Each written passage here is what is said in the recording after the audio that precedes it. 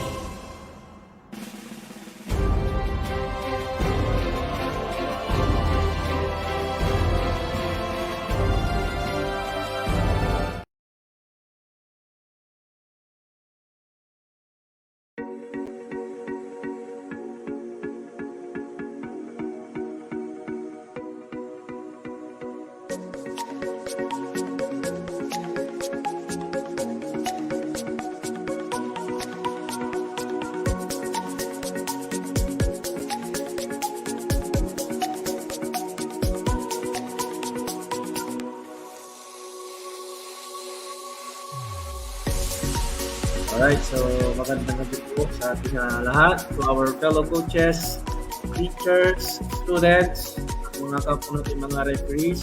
So magandang gabi po sa ating lahat. Welcome to our online coaches webinar and workshop talk series for aspiring coaches and grassroots coaches. So this is the first time na ikakandak po natin itong webinar workshop talk series sa ating mga fellow grassroots coaches, mga aspiring coaches, mga fellow teachers, at mga students ng Bachelor of Physical Education or mga kumukuha ng nag-take ng course ng MAPE.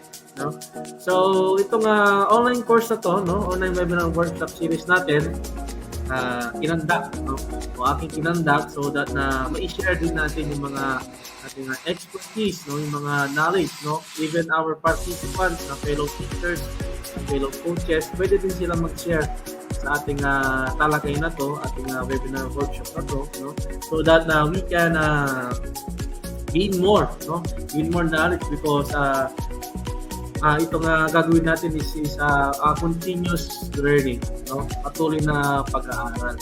Okay? So, before that, gusto ko lang batiin ang lahat ng ating mga participants na nandito. So, yung iba, hindi pa nakakapag-join, ating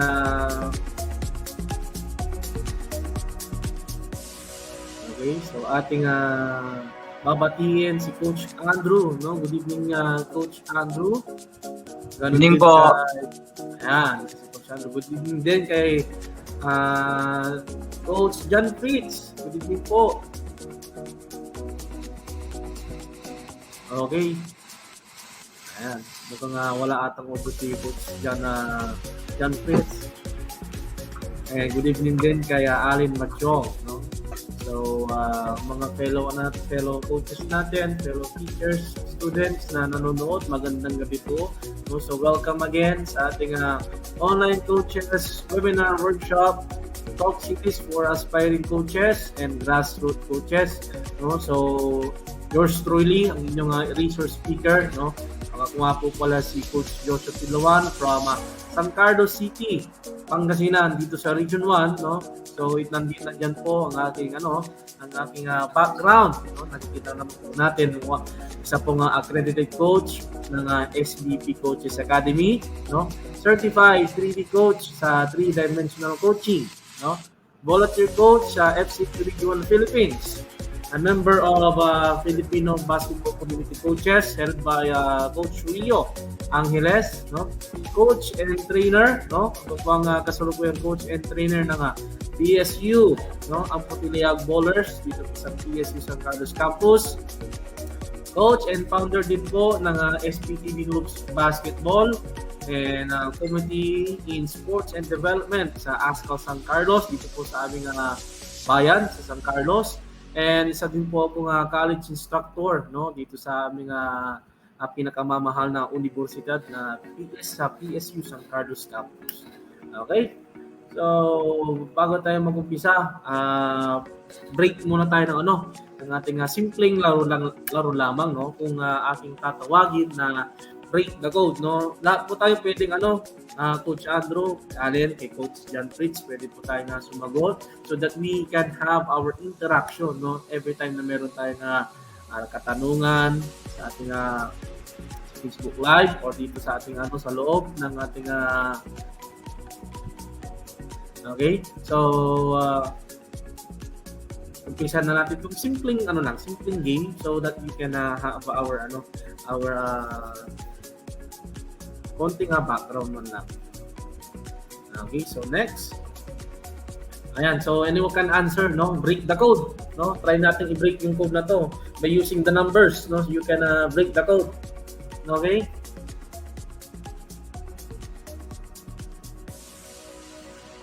Anyone can answer din sa ating Facebook Live, You can answer din po sa ating Facebook Live dito sa ating mga participants. You can answer din po.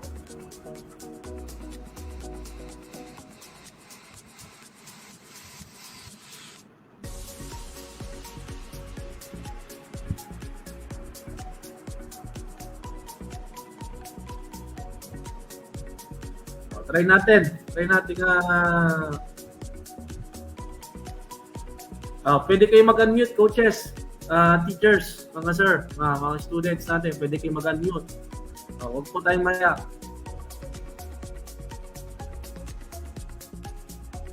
Pwede nyo din pong i-buksan or i-open. Sports coaching. Sports coaching. Okay, so sports Ayan, sports coaching nga. Sports coaching nga. natin. Okay, sports coaching. Tama ang kasagutan ni Allen and ni si Coach Andrew. Okay, so next slide tayo. Try to break the code.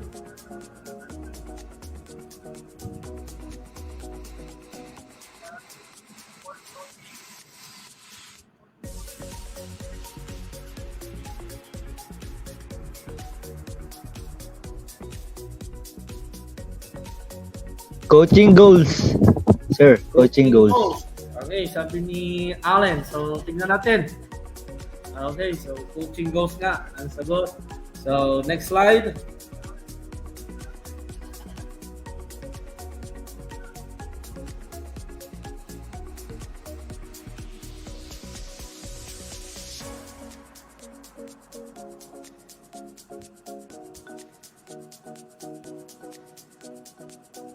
Sir, coaching purpose. Coaching purpose. Sige, tignan natin kung coaching purpose nga ang sagot. Okay, so coaching purpose. Okay, so ito na. Nag-move natin sa next slide. So nagkaroon na tayo ng ng konting background or idea regarding sa ating maging first topic. Okay? So ito nga ulit. Ayan, ng konting simple background ulit. Okay. No? Kung nga po pala muli, si Coach Joshua A. Tugawan, no? Nag-aral po ako ng Bachelor of Physical Education and graduate po ako sa Pangasinan State University Bayambang Campus, and I am taking a master's degree in Masters of Arts in Education, major in Physical Education at Don Mariano Marcos Memorial State University at North La Union Campus. Okay, so ayan na, accredited SBP coach and referee, and former coach and skills trainer ng Calasiao Comprehensive National High School. So ganun din sa Mother of Good Counsel Academy sa may Calasiao, and currently the commissioner and coordinator ng Youth Developmental League. Okay, so hindi ko napapahabain pa yan. So let's proceed na sa ating susunod na slide. So we have 3 questions, 3 questions of the day, So gusto ko si Coach Andrew, si Allen, at si Coach John Fritz ay sagutin itong tanong na to. Okay, so ako tayo mayang sumagot dahil tayo lang na nandito. Apat lang tayo. Wala pa yung ibang natin. Pero coaches, mga teachers and students. Okay, so para sa ating first question, why do you coach? So bakit tayo nagko-coach? Okay? So bakit tayo nagko-coach? Sa mga Facebook viewers natin, pwede din po kayong mag-comment sa ating Facebook Live, So itong first question natin, why do you coach or why do we coach?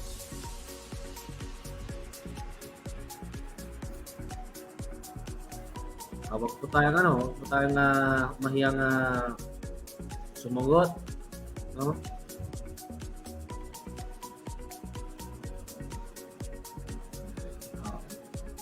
Coach Andrew, why do you coach? So, bakit ka nagko-coach? First of all, para ma-share ko yung knowledge ko when it comes sa basketball. Okay. Para sa mga aspiring natin mga players. Okay. Then para mag-guide din sila. Okay, so Thank you. para mag-guide natin yung mga players natin para gawin yung tamang mga executions. Okay? So next si Allen, So para sa iyo as a player, a varsity player ng Far Eastern University, tanong ko lang, kaano mo si Coach Joel? Tito? Tito ko po, sir. Coach, dito po. matalik na namin yan. Kaibigan yan si Coach Joel dito. Pag umuwi yan dito sa San Carlos, alam na, Coach, jamming tayo sa sabi niya. Para sa iyo, Allen, no, as a varsity player ng Fort Eastern University and a student, no, student athlete, no, so bakit mo gusto o bakit ba natin kailangan mo coach? So why do you coach? Syempre po, unang-una po, nag-coach ang isang coach upang makatulong po sa mga athlete, lalong-lalo na po especially dun sa mga athlete na gusto talagang matuto po, na gustong ma-improve pa yung mga talent nila. Tsaka napakalaking tulong po ng mga coach sa mga athlete na yun nga po, nagkakaroon ng talent. Kasi po, katulad ko nga po, hindi naman ganun kayamanan ko. Hindi po ganun kayaman, pero po, dahil din sa mga coaches po, nagkaroon po ako ng dagdag kaalaman at nagkaroon po ng talent. Kaya po, yung mga coach nakakatulong po sa aming mga player na yun po, makatulong din kami sa mga magulang kasi nga po, nagiging libre yung mga needs namin sa school, nagiging varsity po kami na dahilan po nun ay yung mga coach po. Okay, so because of the influence of coaches, no, na you as a varsity player, no, yung binibigyan na benefits, makukuha mong benefits pag tinanggap mo yung offer, di ba? So malaking tulong din 'yon sa mga natin, sa mga fellow coaches natin na may mga matutulungan tayong mga bata na makamit ang kanilang pinapangarap na makapaglaro sa mga malalaking eskwelahan, no? So that na hindi naman sila ganoon kayaman, pero in a way na through the scholarship, no? So malaking tulong na din 'yon para sa kanila. Okay, so thank you, Allen. So Coach John Pritz, no? So tanong ko sa iyo, so why do you coach, no? Bakit mo gusto nga mag-coach?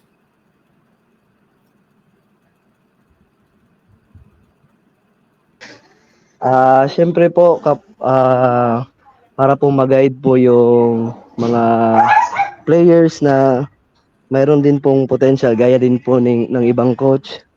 Kasi po minsan, pag may talent tapos hindi nag-guide ng maayos, hindi po napuput into good use yung talent nila, saka napupunta lang po sa wala. Hindi naman ako kagalingan, pero iba pa rin yung may taong nag-guide sa kanila para mapaintindi sa kanila kung gaano ka-importante yung disiplina, yung paano nila i-handle ang sarili nila lalo na sa iba't ibang situation. Yan lang po. Okay, so thank you, Coach John Pritz. No? So, ang number one question natin is why do you coach? No? So bakit natin kailangan mag-coach? No? For those students o for those children na nangangailangan. No? So, para sa akin, in my own perspective, no? So bakit ako nag-coach? No? Because I have one common goal. Meron tayong isang common goal, diba? Na matulungan, no? To guide those students, to help those student athletes or those children na makamit nila ang number one dyan, makamit nila ang nilang pangarap, no? So nandun din yung number two, yung potential, no? Sabi nyo nga, nandun ang potential ng isang bata. Nakikita natin, no? There are so many coaches, no? Or there are so many athletes, no, na may potential, no? Lalo na sa probinsya. Okay? So sa probinsya na ang daming potential na bata, na magagaling na bata, hindi na di-discover. 'Di ba?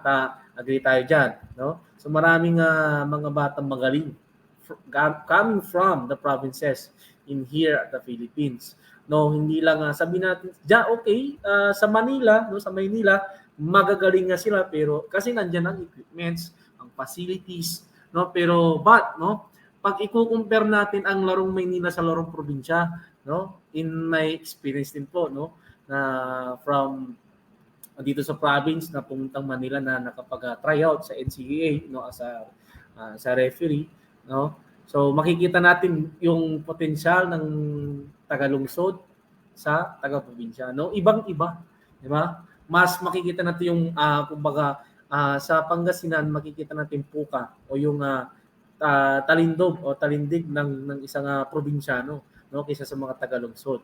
no? So ang ano natin, so bakit tayo nagko-coach? 'Di ba? Kung gusto natin, we want to help them. We want to guide them. Ano pa ba? Gusto natin na makitaan natin sila ng one common goal. Ano ba yung goal nila? 'Di ba? So titignan natin ano ba yung mga perspective ng mga bata, no? Ano ba yung meaning nila, ano ba yung perspective nila na gusto nila na mapunta sa ganitong school? Ano ba yung gusto nilang makamit, no? Di lang porket varsity sila or student athlete sila, ano ba yung gusto nilang maging, no? Makatapos sila ng pag-aaral, ano bang ano nila gusto nilang patunayan, no? So we are guiding them, no, as their coach, di ba? So bilang isang coach, tayo yung another parent, no, second parent, third parent kung tawagin, no, na to guide them on their journey, no, from the beginning until the end, no. So hindi natin sila pwedeng iwan, di ba? Parang sa ano lang, parang sa love life, di ba? Sa umpisa masarap, no, maya pagdating sa kalagitnaan medyo complicated na, pagdating sa uli iiwan ka pala. Yeah. So, huwag tayong ganon. Yeah. Huwag tayong mga ganon mga coaches. Diba? So, gusto natin talaga from the beginning up to the end. No? Kasama nila tayo. Kasama nyo sila. Ganon din as a teacher. Diba? Na when tayo pagsimula ng first grading to fourth grading. Diba? Hindi natin sila iiwan. Diba? Tuturuan natin sila. Because it's a continuous process. Learning is a continuous process. Di ba? So kahit na gano'n na tayo katanda, di ba? Nag-aaral pa din tayo. No? So ang natin, ang pagtuturo o pag-guide, no, natin sa ating mga players, sa ating mga student athletes, sa mga bata, no, is an unending, no? Walang katapusan ang pagtuturo yan, pagka-guide ng kung ano man. Diba? As your second parent, no, second mother, second father, or as their brother or sister, no, tayo yung tutulong sa kanila, di ba? Alam niyo yan mga coaches, no, lalo na Coach Andrew and Coach Fates, di ba? Bigyan natin ng one example, yung isang player natin walang pamasahe, di ba? So sabihin niya, coach, wala na pa akong pamasahe pa uwi, di ba? So tayo as a coach, hindi man sa bukal sa puso na magbigay, pero players natin yan, di ba? Estudyante natin yan, di ba? So we need to give, no? Bibigyan natin siya ng pamasahe para lang makauwi siya, di ba? Dahil mahal natin yung bata, no? Mahal natin yung ginagawa natin, di ba? It's because we care for them, no? We love our students, our athletes, di ba? So gagawin natin lahat, no? 100% effort, na ibibigay natin 'yon, no? So kung hindi natin kayang ibigay 'yan, di ba? So paano tayo tatawagin na isang coach kung yung pag-aaruga o pagmamahal, yung care natin, di ba? No, kung wala tayo noon, no? So ano nang iisipin nung bata na ay si coach wala pala siyang paki sa akin dahil simpleng paghingi ko lang o pagtanong sa kanya ng coach, baka pwedeng makahingi ng pamasahe, hindi niya maibigay man lang, di ba? There are those students that those players or varsities or mga students natin na they are overthinking, di ba? Nag-overthink sila, no? So bakit nila yon? Kailangan nilang gawin, di ba? So ba't di si coach hindi lang nang bigay ng pangkain natin o pamasahe man lang, diba? So nag-iisip na yung mga bata, no? So sabihin natin, okay, pwede natin sabihin, sa ngayon wala muna kami bibigay, pero kung gusto mo, pwede kitang ihatid. Diba, bigyan natin silang another choice, no? Para naman hindi sila mag-overthink sa atin. No? So question natin, so why do we coach? Because we want to help them, we want to guide them on their journey, no? Doon sa path ng journey nila. Okay?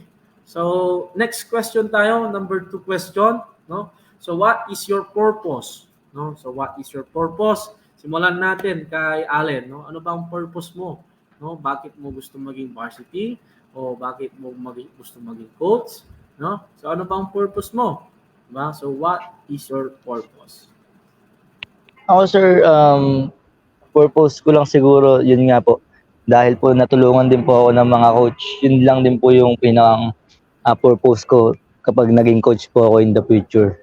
Kumbaga makatulong po sa mga batang, yun nga, dahil sa probinsya po hindi naman ganun ka kaganda yung ano po coach, yung halimbawa, 'di ba po sa Manila malalaki yung tuition tsaka yun nga biggest competition rin yung mga nalalaroan po katulad ng NCAA, UAAP.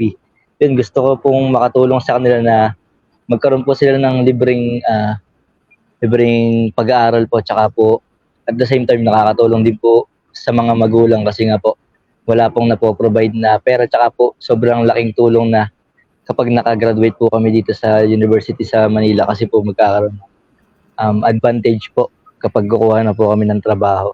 Kaya po nakaka-inspire din po talaga na kapag naging isang athlete ka tapos parang minahal mo po yung sports, parang gusto mo na rin talaga mag-coach at yun, yung mga ginagawa sa'yo ng mga coach, parang gusto mo rin gawin po sa mga ibang athlete na talagang porsigido po tsaka ayun po, gusto nilang maglaro po. Yun lang po. Thank you. Alright, so you are inspired because yung purpose mo is you are inspired, no? Dahil ang gusto mo makatulong pa nga. Diba? Okay, so Coach Andrew, no? So ibato ko sa yung question, no? So what is your purpose, no? So what is Sa akin naman, na-request kay Coach Allen, same thing, parang gusto ko rin makatulong dun sa mga tao sa amin dito sa community sa amin na kasi maraming mga potential player din dito sa lugar namin. Then most especially ako, kasi bilang isang player din dati, at gusto ko na rin maging coach kasi nga dahil sa mga anak ko. Kasi gusto ko yung pangarap ko na maging player din noon. Then mas maganda siguro kung magiging coach ako, mas mag-guide ko na maayos yung mga kabataan, most especially yung mga anak mo. Ayun siguro yung purpose ko para kaya gusto ko maging coach. Yes, sir. Okay, so thank you. Sir Coach Andrew, next natin si Coach John Fritz. Okay. So what is your purpose, Coach? So bakit tayo coach? Sa akin naman po, siguro same din po sa kanila at saka yung continuity lang po. Kasi pag may na-training na tayo na bata, pag meron na silang opportunity, syempre hindi naman natin yun i-deprive sa kanila. Mabibigyan sila ng mga malaking pagkakataon sa ibang lugar. Syempre, wala na rin matitira. So siguro, para sa akin, importante din yung may progression na pag dating ng panahon na wala na yung mga kuya, yung mga may experience, meron pa ding magpapatuloy at saka yung influence na mabibigay ko sa kanila, siguro pagdating din ng panahon, dating din yung pagod, tsaka yung settlement, tsaka yung magiging masaya ka na sa na-achieve nila at yung nagawa mo para sa kanila. Syempre, meron din siguro magpapatuloy nung nagawa ko at ipagpapatuloy din nila yung pagbigay ng inspirasyon at pag-guide sa yung next generation naman. Yun lang po. Okay, so thank you, Coach John Fritz. So, ang ganda ng mga ng inyong mga sagot mo. So, what is our purpose? No? Why do we coach? So, iisa lang din natin. It's because gusto natin makatulong talaga sa ating mga sa ating community, sa mga ating mga estudyante, no? Like sa ating schools, no? So, like as an instructor, no? Tayo ay nagtuturo dahil gusto natin ang mga estudyante natin matapos, no? Ma-complete nila yung mga activities, yung mga requirements, diba? So mag-iisa lang ma-achieve nila, diba? So ma-achieve nila yung goal, no? Na gusto nating gusto nating makamit para sa kanila. No? So yung purpose natin na we are teaching them, we are guiding them, no? In our in their journey, no? As the time goes by, no? In the end, di ba? So sasabihin niyan, Coach, maraming salamat. Sir, Maraming salamat. Dahil isa po ko sa dahilan kung bakit po natapos to. Kung bakit po ako naging isang PBA player. Bakit po ako naging isang MPBL player, no? Yung ganung pasasalamat pa lang is napakalaking na yun. Regalo, no? Para sa ating mga fellow coaches, mga teachers, no, na hindi man nila ito may bigay na true things tulad ng mga ganit ng mugs, di ba? Pero yung ganyang pasasalamat lang, napakalaking na yan. Napakalaking regalo, no, matatanggap natin sa mga students and players natin. It's because of in our purpose na we are coaching them, we are guiding them, we are teaching them na tapusin, makamit ano yung goal nila, no? To achieve their goals, no? So gusto natin na in our community na maraming mga potential players, no? Maidala natin sila, no, sa mga major leagues, no? Makapag-tryout sila, makitaan sila ng galing, di ba? So another achievement na yan para sa atin, di ba? So yun yung purpose natin, di ba, na madala sila, no? Madala sila sa Maynila, no? May pakita natin kung nga ba yung kalidad ng isang susmi lang po.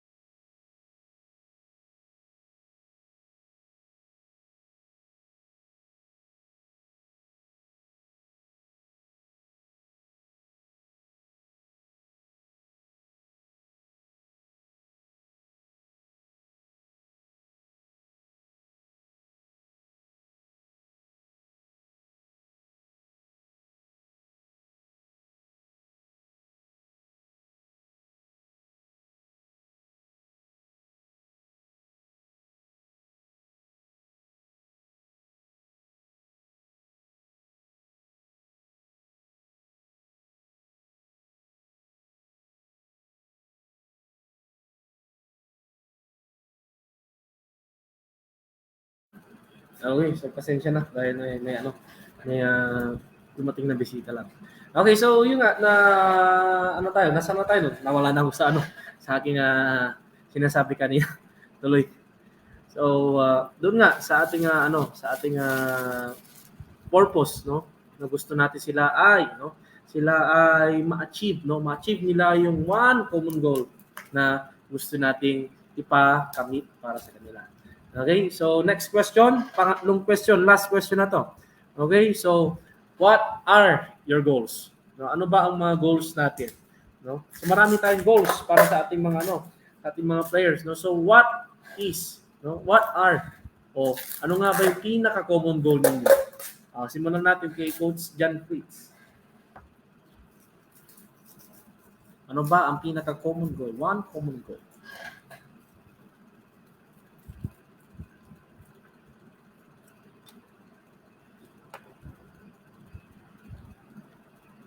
Mukhang wala ata si Coach John. Si na lang muna, si Allen. Okay, ano ba ang goals mo? Ano ba ang one common goal mo? Ako po sir, ang lagi lang pong sinasabi sa akin ng mga coaches ko na hindi po ako habang buhay mo maglalaro. Kaya po yung pinakang goal na sinasabi nila sa akin, tsaka yung pinakang goal ko din po na kapag naging coach ako is yung makapagtapos po yung athlete ko or yung magiging future athlete ko po makapagtapos po sa pag-aaral dahil isa rin po yun talaga sa pinaka-importante na bukod sa goals ko po yun sa mga athlete ko. Yun din po naman yung mga gustong makamit ng mga magulang para sa kanila. Kaya po as a future coach po, yun din po yung pinakang ipapayo ko po sa mga future athletes po na okay lang maglaro basta wag papabayaan po yung pag-aaral at makatapos po sila. Yun lang po. Okay. So, thank you, Alem. So, sunod natin si Coach Andrew. Sir Andrew.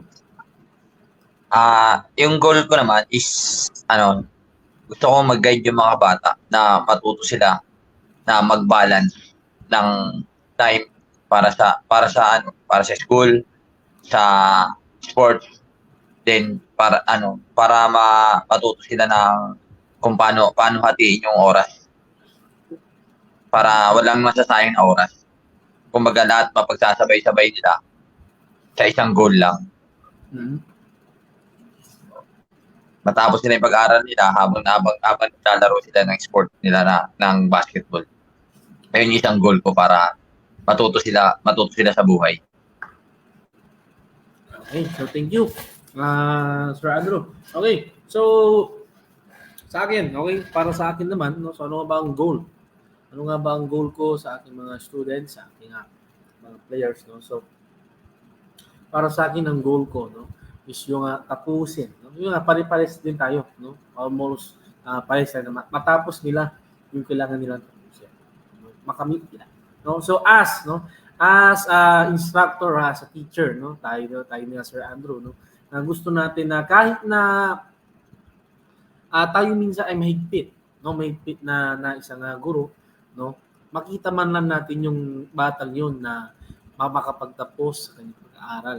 Diba? Masaya na tayo, diba? So in the first yung first year, second year, third year, and fourth year niya na bilang isang high school student hanggang sa maging college student na siya.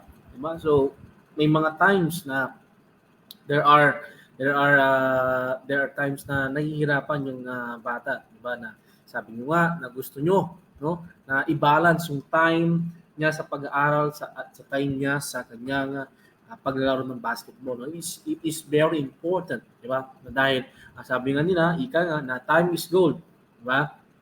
So pag hindi natin na i-balance ng tama yung ating ginagawa from being a student and from being an athlete, diba? So magkakaroon ng consequences yon na pwede siyang bumagsak sa kanyang mga subject, matanggal siya bilang isang scholar, o pwede din siya matanggal as a varsity, no? Dahil hindi niya na kayang na manage, diba? So we are guiding them, diba? To manage, no? To balance the time, no? Yung time nila. So gusto din natin magkaroon ng progression, no? Yung progress na hindi lang more on sports, no? Kundi meron din sa kanyang pang-academic, diba? From sa kanyang first year nahihirapan siya, pero the time na tayo ay pinasok natin, no? Pumasok tayo sa kanyang buhay, no? Sa kanyang buhay estudyante, buhay isang atleta, no? Yung dating nahihirapan na bata, mas nagkakaroon ng progress. It's because of we are guiding him or her. Diba? We are teaching them kung paano yung tama na gagawin, no? Kahit nasabihin natin na tayo ay coach lang, diba? O coach na lang tayo, no? O coach na tayo, sa wag alasin natin lang, no? Coach na tayo. Pag nagtanong yung bata, coach, paano to? Diba? So sasabihin natin na coach, anak, ganito, si coach, tingnan niya muna kung kaya ano yung pwede niya maitulong sa iyo, no? No, as their second father, second mother, no, and their coach, titingnan mo muna kung ano ba yung ipapagawa niya sa iyo. Diba? Na kailangan niyang hingin ng tulong mo. Diba? So i-check mo, so for research, diba? So lalo na pag si coach is graduate naman ng education or may background siya sa research, no, pwede tayong tumulong sa kanya paano gagawin ang chapter 1, ang background of the study, ang scope and delimitation, o sa chapter 2, chapter 3, diba? Paano tayo magka-create ng questionnaire, para mag-conduct natin yung yung natin, yung pag-conduct ng tawag ito, ng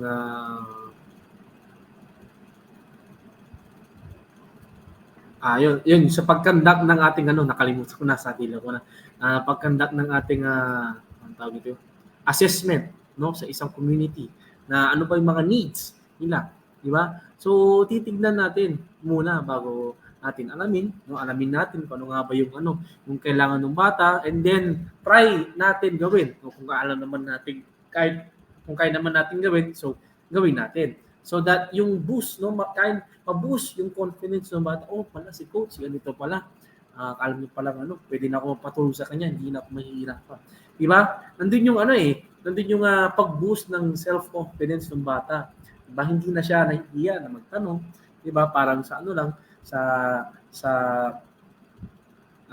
tawag ito, sa commercial ni Susan Roses, huwag mahihiyang magtanong, di ba? Kung may right made ba nito, no? So ganoon din tayo, no? As their coach, no, as their second parent, no, as their teacher na din, di ba?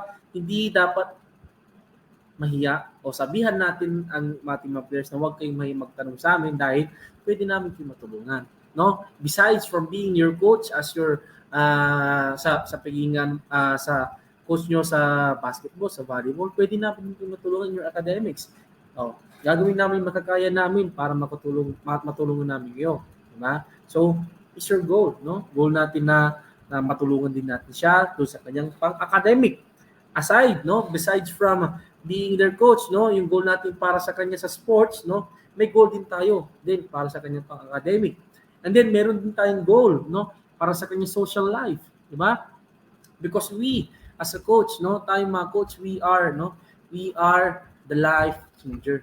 No, isa din tayong life changer. Diba? There are many types of coaches, diba? May sports coaches, life coach, business coach, diba? Ang sports coach and life coach, pwede siyang maging isa. Bakit coach, no? So ang life coach na i-relate natin, no? Na i-relate natin yung real life situation, no? Sa pagiging isang sports coach natin, diba? So yung goals natin sa sports, pwede nating dalhin sa ating real life goals, no? Merge natin, ano ba yung goal natin sa real life, ano ba yung goal natin sa sports, diba? I-combine natin, mag-set tayo ng tawag ito, ng do you call this, ng ating expectation, no? Mag-set tayo ng expectation natin, diba? Na in 1 year, no, or in 2 years, or after 2 years, after 3 years, after 4 years, and so on, no, magiging successful ako, no. Huwag nating kakalimutan, huwag nating kakalimutan sabihin na sa ating mga students, magiging successful ka, diba? To boost your self-confidence, to boost your self-esteem, diba? So that they can progress doon sa kanilang ginagawa, no? So, tagi natin tandaan yung 3 questions na to. Why do you coach? Why do you coach? What is your purpose? What are your goals? Okay? So, laging tatandaan natin yan, no? Yung 3 questions na yan. Okay? So, next slide tayo. So, dako na tayo sa ating ating lesson proper, no? So, coaching. So, define natin ang coaching, no? So, nandiyan na. Nakikita na natin diyan sa slide na there are many, no, branches ng coaching, di ba? Nandiyan ang leader, no? Nandiyan ang philosophy, directing, we have a mission, the skills, the training, leadership, team, strength, di ba? So, nandiyan na, nakalagay na, di ba? Nakapaligid na, no, yung mga words na yan, no, sa word na coaching. Okay? So define natin, so meron tayo, there are different kinds, or types of coaching. Number 1 is yung career coaching, life coaching, no, organizational or business coaching, performance coaching, and leadership coaching. tayo, no, as a sports coach, no, ang laging pumapasok laging natin pwedeng gawin diyan yung career coaching, life coaching, performance coaching, and leadership coaching. Kasi ang apat na yan is nandun na din, no, sa pagiging isang coach natin bilang isang basketball coach, volleyball coach, or any other sports, no, pumapasok yung 4 types na yan. Di ba? No? So nagiging career coach tayo, no? Paano natin sila tutulungan sa kanilang career? Sa life coach, nagiging life coach din tayo. Inirelate natin, no, yung real life situations, no, sa ating mga athletes, no? Nagiging performance coach din tayo dahil tinitignan natin yung progress, no? What are those ano ba yung mga kailangan nilang baguhin, kailangan pang improve, kailangan ano pa yung mga kulang sa kanila na pwede nating ituro, no? And lastly, yung leadership coach, no? Hindi mawawala yung leadership coaching na yan sa ating bilang isang sports coach, no? So because, no, ang aking transformational quotation, no, sa 3D coaching, no, ang gusto kong yun yung ang aking transformational quote, no, is ano na yun,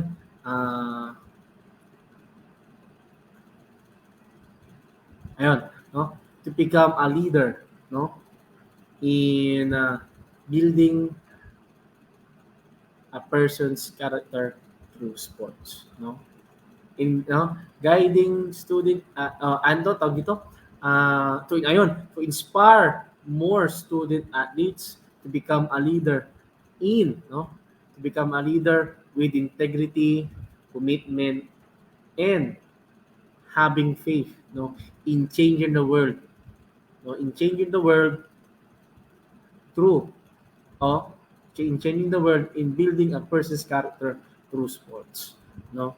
So yung leadership na yun, no. So gusto natin na tayo as a coach, no, nabibigyan natin sila ng leadership coaching, di ba? Gusto natin maging isang leader, yung mismong player natin, no. Hindi lang isa, bago silang lahat, no. So as a sports coach, nandiyan ang career coaching, life coaching, performance coaching, saka yung leadership coaching. Okay? So next slide tayo. Ayan, no? The role of the sports coach, no? Ano ba ang role natin as a sports coach, no?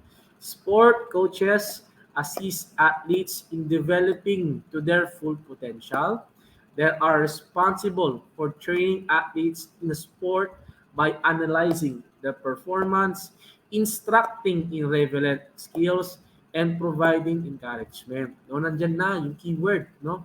We as a sports coach, we are assisting our athletes or our varsities, our students, no, to develop, no, mas ma-develop natin yung full potential ng isang bata, diba? So ayaw natin, no, ayaw natin na tayo ay nagtuturo, no, we are assisting our athletes, no, in developing their potential na kulang-kulang, no, kulang-kulang yung binibigay natin, no, parang ano lang yan, parang lang yung pag nagluto tayo ng isang ulam o putahe, di ba? Hindi naman natin ipapakain yung ulam na kulang yung ricados, no? Ganon din tayo as a coach, no? Hindi tayo magtuturo na kulang yung ituturo o ibibigay natin sa kanilang mga ipapagawa, mga learning materials, di ba? So hindi natin 'yon gagawin. Gusto natin buo natin ibibigay, no? Full, no? Punong-puno, no? Punong-puno ng learnings. Ibibigay natin ng buo yung kailangan nila, no? So we are responsible, no? We are responsible din kung how we train our athletes, no, doon sa kanilang pinakamamahal na sport, no? O for example sa basketball, no, we need to analyze, no? We are analyzing their performance. Kaya sabi ko nga kanina, nandun yung performance coaching, di ba? So you as a sports coach, you need to analyze their performance, kung saan ba sila bumabagsak, saan ba sila nag-excel, nag-exceed doon sa kanilang ginagawa. Ano ba yung mga kanilang ginagawa na doon sila nahihirapan, doon sila magaling, di ba? So doon natin tinitingnan, ina-analyze natin yung mga performance nila, di ba? Para alam natin kung ano ba yung pwede nating ituro, no? So hindi naman tayo, no? Hindi naman tayo hindi na natin i-check o i-analyze yung performance nila kung alam naman natin na ay ito si Allen magaling na to, hindi natin kailangan i-analyze yung performance niya. Pero hindi natin alam deep inside, no? Doon sa bata may iniindang sakit, no? O hindi natin alam na one day one day na si Allen bigla na lang ma-out of track, no? Mawala siya doon sa track ng kanyang journey, 'di ba? No? So nagkakaroon na siya ng bisyo, then bumalik siya. So nakita natin wala siya sa kondisyon, no? 'Di ba? So you need to analyze, no? Para alam natin kung ano nga ba yung magiging performance nila throughout his or her training or throughout his or her game. 'Di ba ganoon din pag sa laro, 'di ba? Tinitingnan natin performance nila kung maganda ba yung pinakita niyang laro, 'di ba? So meron tayong pre-game, on-game and post-game evaluation, 'di ba? No ganoon din sa mga referees din yan, may pre-game, on-game and post-game evaluation. Ganoon din tayo, no? As mga teachers, we are assessing them or analyzing. Pre-game, check natin muna ano ba yung mga kailangan natin gawin dito. On-game, ano pa yung pwede natin gawin na sa sitwasyon na to? Post-game, ano ba po yung pwede natin gawin maliban doon sa ginawa natin noong on-game tayo? Yung mga, kahit yung weaknesses, yung mga strength natin, diba, lagi natin titignan yan. And we are providing them the encouragement. No, we need to encourage. No? You as a coach, no, sabi ko, you are a life changer because you need to encourage your students, your athletes, no, to finish this kind of sport, no, o itong subject na to, kailangan natin tapusin to, di ba? So the encouragement pa lang, Allen, di ba? Sa susunod, yung performance mo medyo bumagsak ka, pero next time bigyan natin ng focus, no? Bigyan natin ng tuon, paano pa natin 'yan? Pagagandahin pa natin 'yan mas lalo, no? Patatatagin natin 'yan. So sana sa susunod maging kondisyon ka, di ba? So nandoon yung word of encouragement natin, no, sa ating mga students and sa ating mga athletes, no?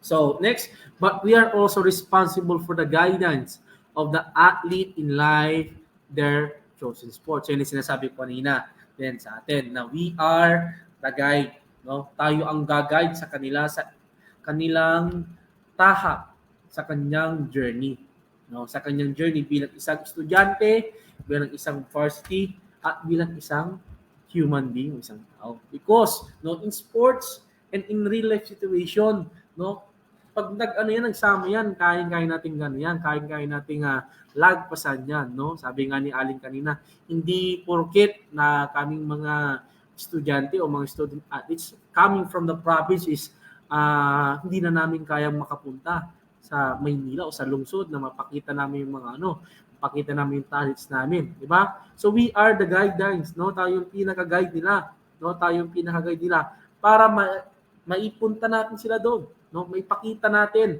sa Maynila o sa ibang lungsod, ibang bayan ang galing ng isang probinsyano, no?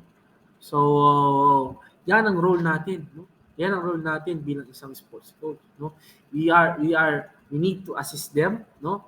Assist them to develop their full potential, no? We are responsible, no, for their training, no, and analyzing their performance and instructing the relevant skills. And lastly, we are the guide, no? Tayo nag-guide sa kanila on their chosen sport and in their life. Okay? So next slide po tayo.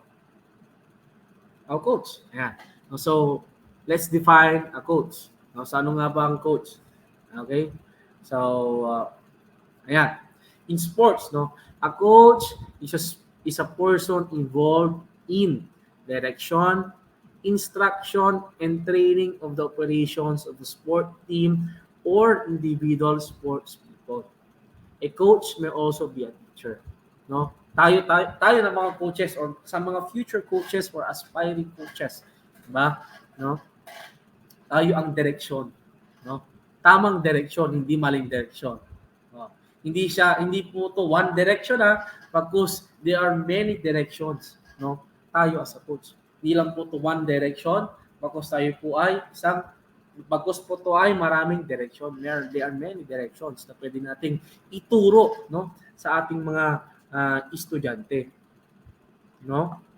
No, so instruction, no, we are instructing them, no, tinuturo natin ano ba yung tamang execution, no, the right execution, no, kung paano yung tamang follow through, paano yung tamang dribble, tamang pagpasa, tamang pag-spike, tamang pagsipa, di ba? We're instructing them, no?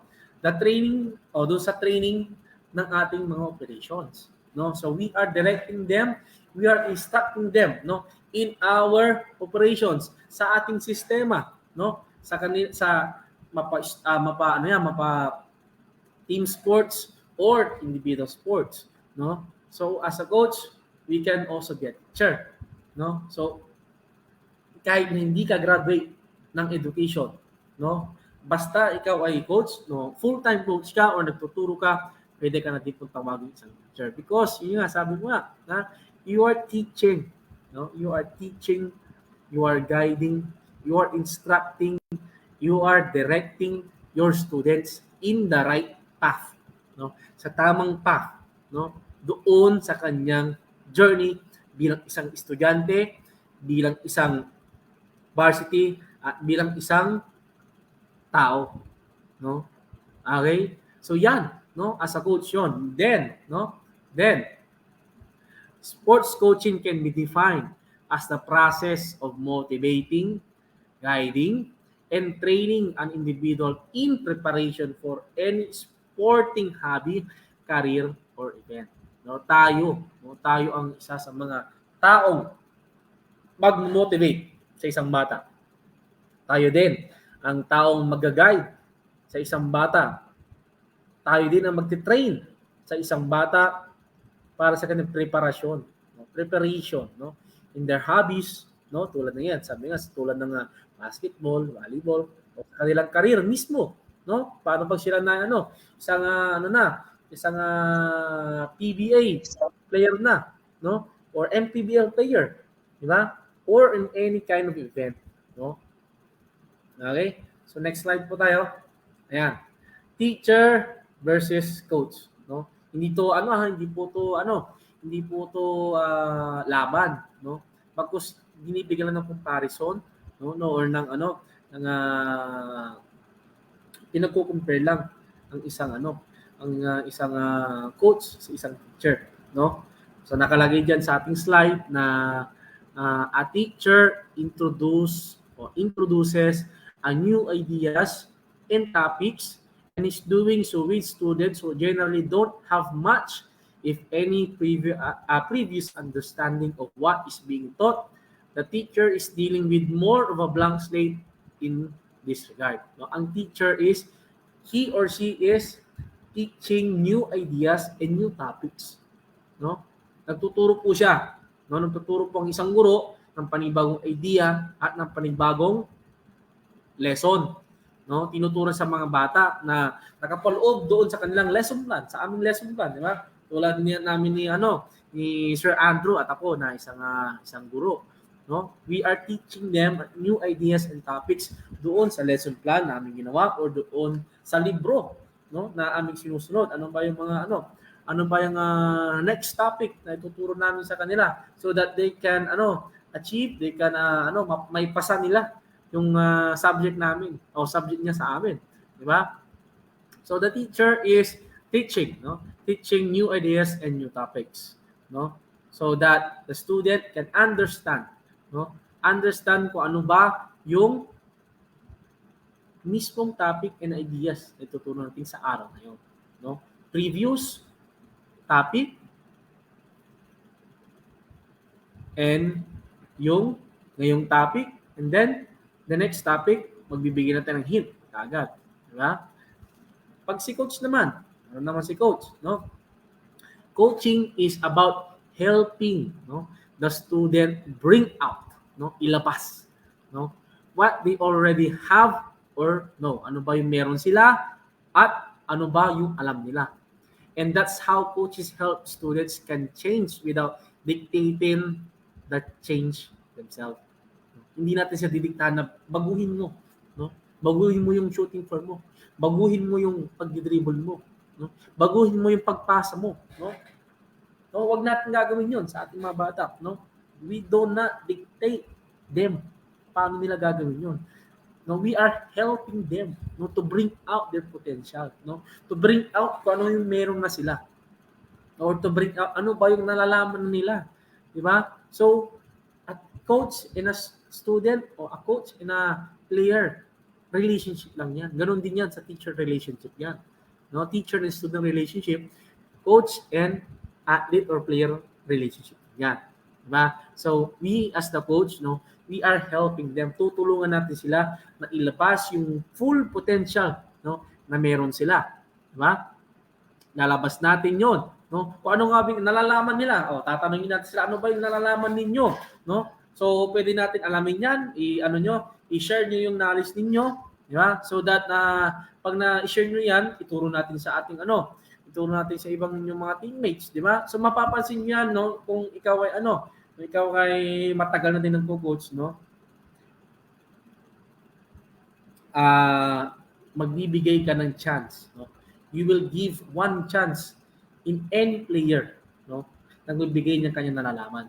Especially in a game situation na, for example, Allen, ikaw ang magbigay ng play. Ano bang pwede mong ibigay o ipagawa, no, sa team para manalo? Because you are helping, di ba?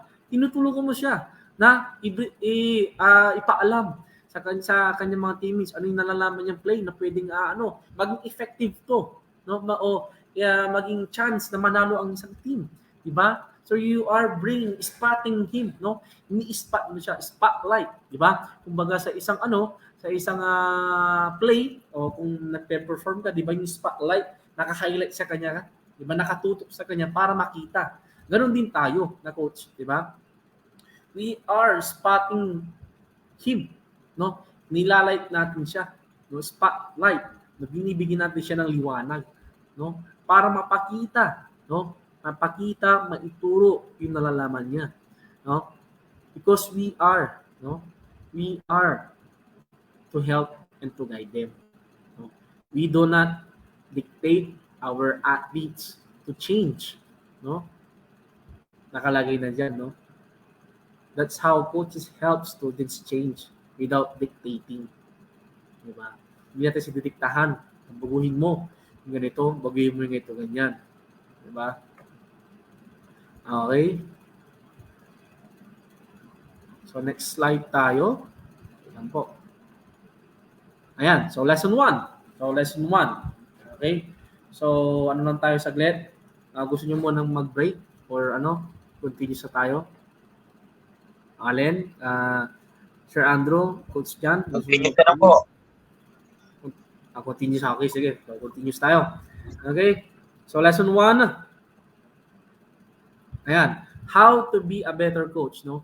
Some of the ways to become a better coach or sports coach include, number 1, no? Reading, learning, and fully understanding the rules of the game.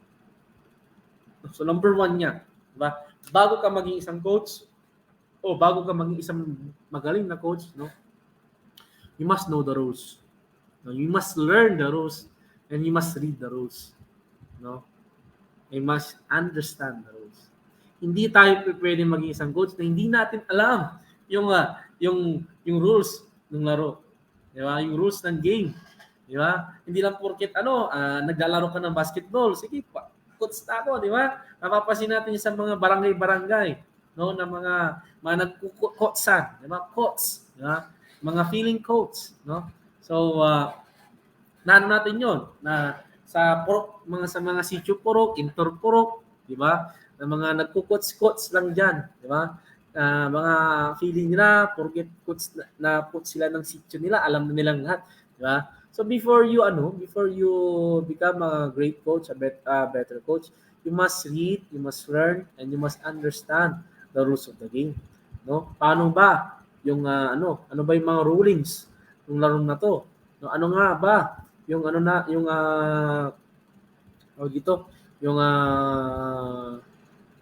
pwedeng hindi gawin at pwedeng gawin sa laro ito, di ba? So ganun din. no? Hindi tayo pwedeng basta-bastang maging isang coach na hindi natin iintindihin, babasahin at pag-aaralan yung rules of the game. Ganon din yan sa pang-referee. Di ba? Bago ka maging isang referee, no? Aaralin mo, babasahin mo, no? Iintindihin mo yung rules ng laro. Di ba? Ano nga ba yung types of fouls? Paano ang hand signaling? Di ba? Number 7. Illegal contact to the hand. Shooting 2. Di ba? So, pinag-aaralan yan. Di ba? Binabasa niyo yung mga rules and regulation.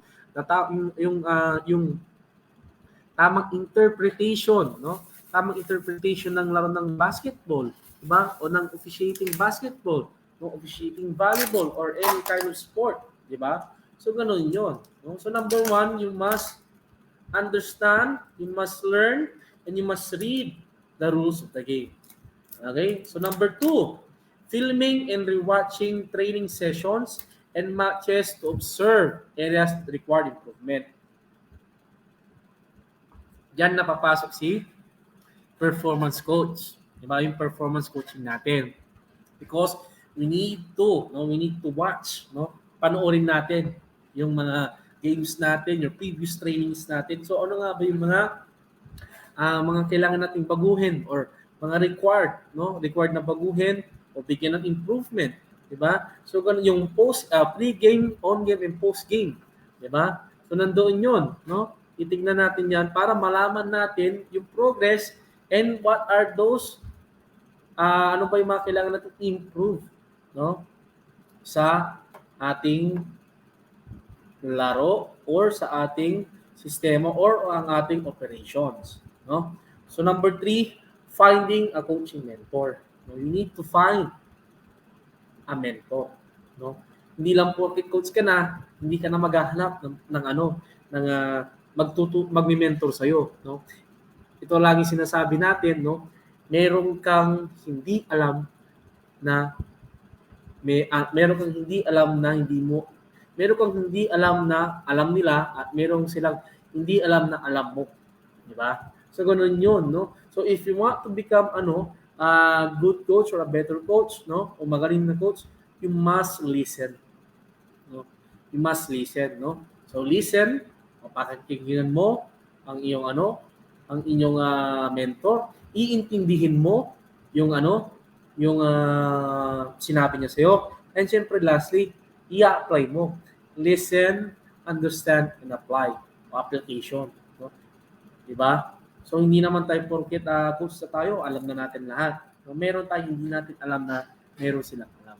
No? Makinig tayo in other coaches. No? Sabi ko nga sa inyo, pwede tayong magbigay ng insights natin regarding sa pagiging isang coach. No? Meron akong hindi alam, no, na pwede kong malaman sa inyo, na meron din kayo hindi alam na pwede niyo malaman sa akin. No, we are giving those thoughts and ideas. Gift giving. Di ba? Nagbibigay lang tayo, nagbabatuan lang tayo ng ideas. So that, na pag ito, na ano niya sa isip niya, baka pwede ko itong gawin. So, matry nga, di ba? So, yun nga, di ba? Nakikinig ka, di ba? Iniintindi mo, and then pag naintindihan mo na, di ba? And then, you need to apply yung application, no? So, listen, understand, and apply. Those o yung mga ituturo sa inyo ng inyong mentor. No? Okay, and last, yung learning how to teach the specific skills that each position requires, as this is a surefire way to get the best out of team. No? Ayan, mostly ganito yan. Na natin yan, na tayo mga coach.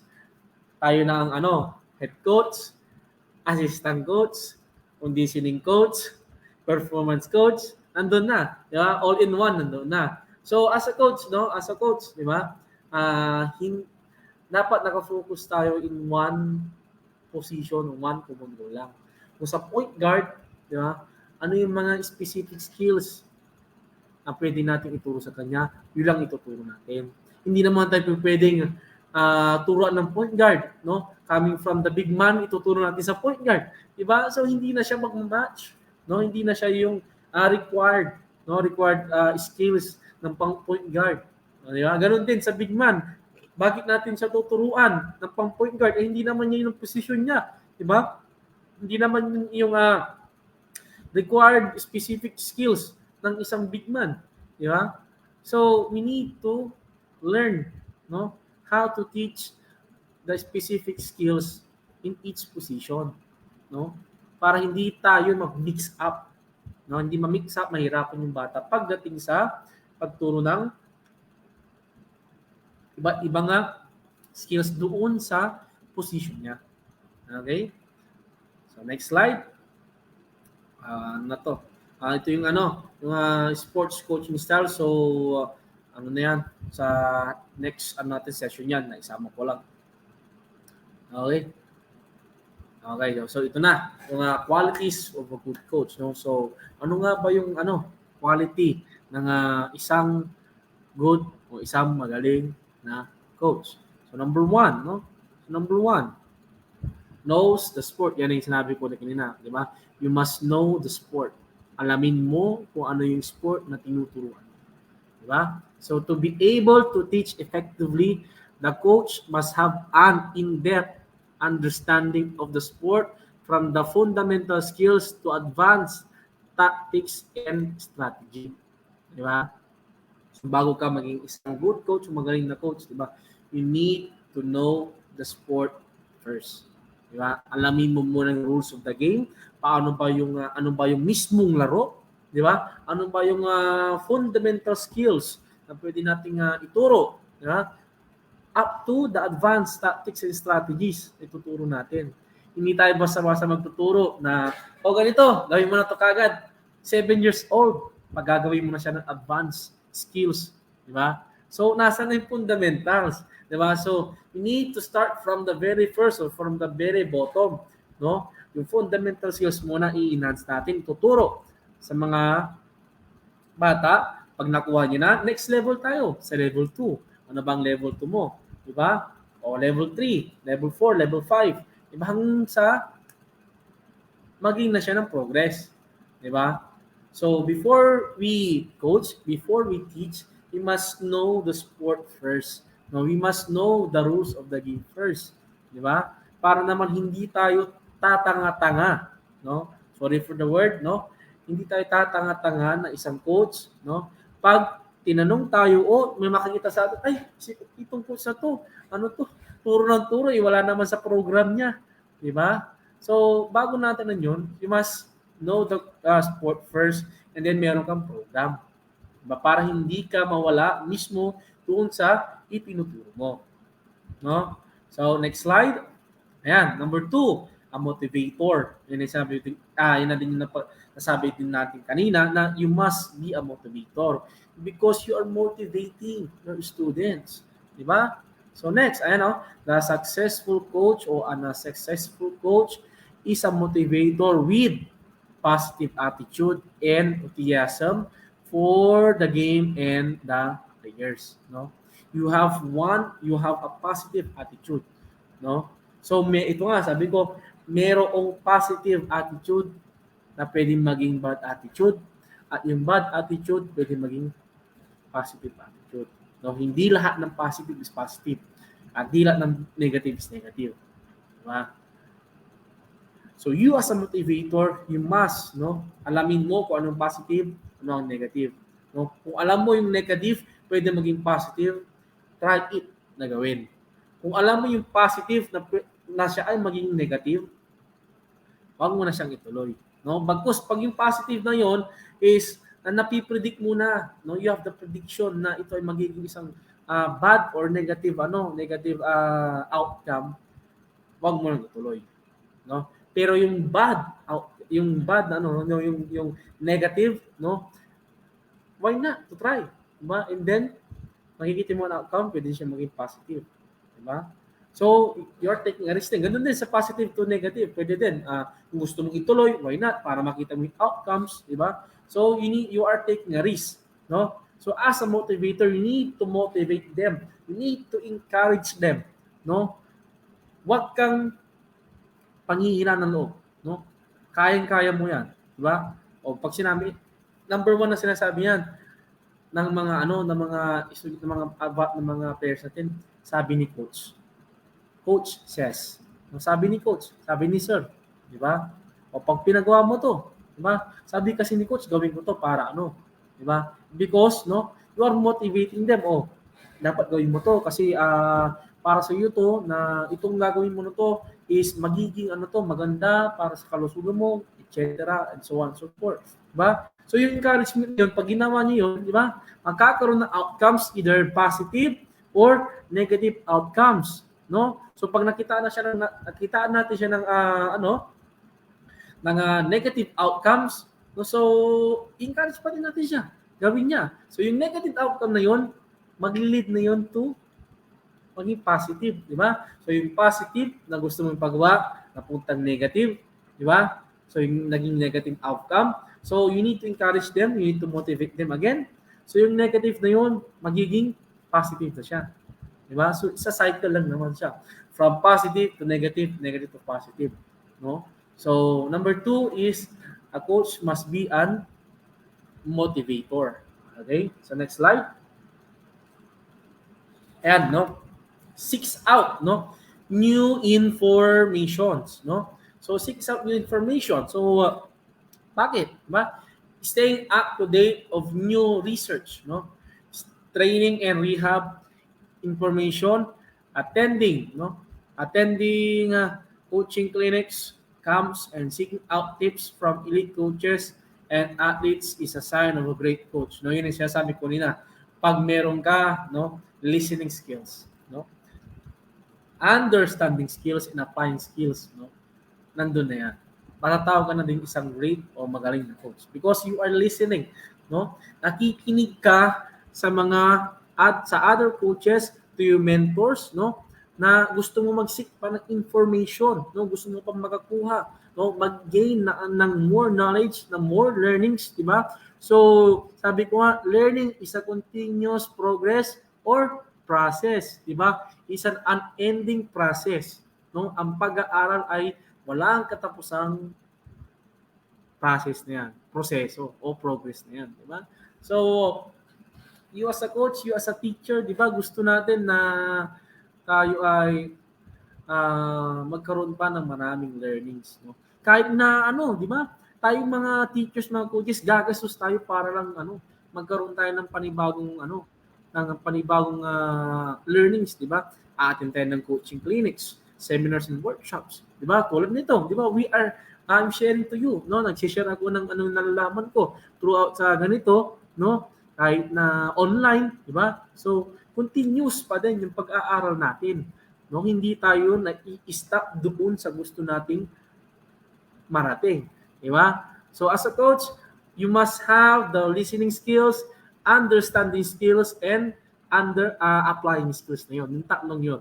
No? Para ka maging isang magaling na coach. Okay? So, number 4, knows the athlete. No, bakit knows the athlete? Okay? So Allen, no, pwede nga pakibasa and can you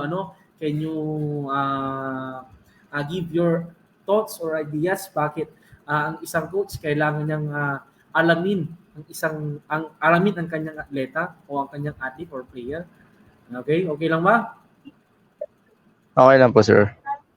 So, being aware of individual differences in athletes is also an important in coaching excellences.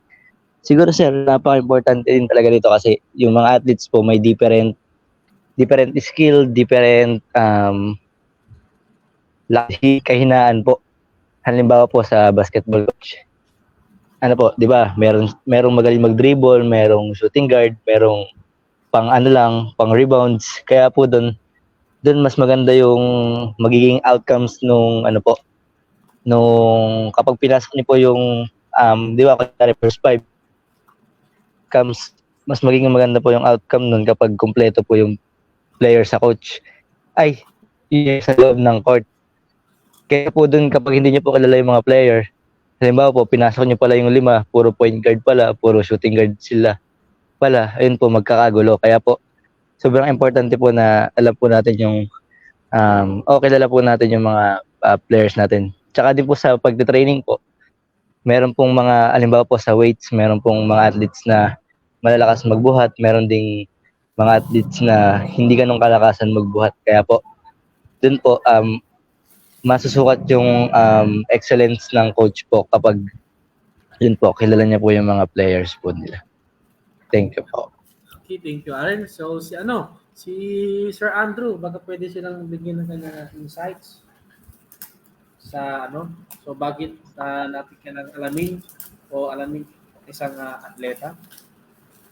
Likewise sa akin, ang ginagawa ko naman, for example, sa akin, pagka naging player ko, once na pumasok sila sa circulation ko, number one kong ginagawa is, inihingian ko sila agad nung inihingi ko yung tatlong strongest nila, then tatlong weakness nila, then inihingi ko sila ng isa na gusto nila matutunan ng galing sa akin. So doon pagka napagsama-sama ko na lahat ng nakita ko na yung mga strongest nila, then yung mga weakness nila, saka ko ginagawa ng program para training nila sa akin. Then yung pinagsasama-sama ko, ano yung mga gusto nila matutunan sa akin. So kaya napakalaking bagay talaga na malalaman natin yung differences ng bawat isang athlete natin para mas magawa natin yung program natin. Hindi yung magaling na siyang point guard tapos puro dribble pa yung papagawa natin. Ang kailangan niya ay shooting. So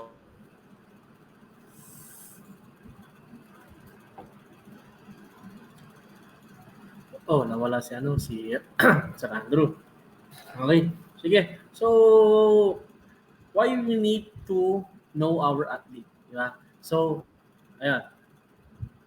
Nawawala si Sir Andrew. Okay. So, why do we need to know our athletes, no? So, gusto natin malaman yung mga athletes natin because they have different personalities. No, may iba silang personalities, no? Number one dyan, bilang isang coach, no, alamin natin kung ano yung pag-uugali ng isang bata. No? Hindi natin alam, makamamaya, sa pagsalita natin, no? Sa pagsalita natin ng masakit, no? Nakapagbitaw tayo ng masakit na salita, diba? Damdamin ng bata yun, no? At pwede pa itong mag-lead to depression, diba? Maka-apekto pa ito sa performance niya, diba? Lalo sa training. Maling ginagawa mo, gito ganyan. Di ba? Namumura mo pa siya. Di ba? Lalo na pag on game na yan. Di ba? On game. Namura mo siya. No? So, nagkakaroon ng effect yan. Ganun din sa kanyang teammates. Nagkakaroon domino effect. Pag sila ay napagsabihan mo ng masakit, napagbitawan mo sila ng masama na salita o masakit na salita, di ba? Isang domino effect. Magkakaroon ng epekto yan. Because there are children, no? We have those children na they have different personalities. Lalo na pag tinuturo mo is mga bata, no? Ages 12 to 5. No, lalo na tapos on game, tapos pagkasabi mo na ganito, magkakaroon ng epekto sa bata, tapos narinig ng parents, di ba? Magkakaroon din ng epekto yan sa kanila. Di ba? Pagsasabihin ka ng kung ano-ano, ganito ganyan. Di ba? It's because of doon sa sinabi mo, no? Doon na start. Sasabihin nila, ano pag klaseng coach ka? Bakit pinagsasabi yung mga batang ganyan? O bakit mo ginawa yung ganyan? Di ba? O kung naalala niyo yung yung nangyari sa MPBL, di ba? Yung isang coach na sinuntok niya ang player niya. O nandoon yung disiplina, di ba? Pagdidisiplina niya, no? Pero it's not the proper way, di ba? Na gano'n yung gagawin natin, susuntukin mo yung player mo dahil lang doon sa maling ginawa niya, di ba? So tayo na coach, we don't tolerate that, di ba? Kahit na anong bang gigil natin, asar na tayo sa kanya, pero it doesn't mean na gagawin natin 'yon, di ba, coaches? Di ba? Ikaw Allen, no? As a varsity, no, na FEU sa athletics, no? Nakaranas ka na ba ng mga ganyang experiences na si coach mumurahin ka niya or pwede kanyang saktan, di ba? Hindi mawawala yan kahit sa ang yan, di ba? Kahit sa ang lugar yan, in any coach yan. Pero sabi ko nga, kung ikaw isang magaling na coach, no, hindi mo gagawin sa bata yan. Diba? Because you need to know their personality first, no? Bago mo gawin yan. Huwag kang padalos-dalos sa gagawin mo, no? Because it will have an effect, no? An dominant effect, no? Sa kanila yan, di ba? Either ma-depress pa yung bata, di ba? Or na it will lead na hindi siya na mag-training, hindi na siya mag-aral, di ba? O mapunta sa depression, o pakamatay, di ba? So may mga bata kasing may mga bata na madamdamin talaga, no?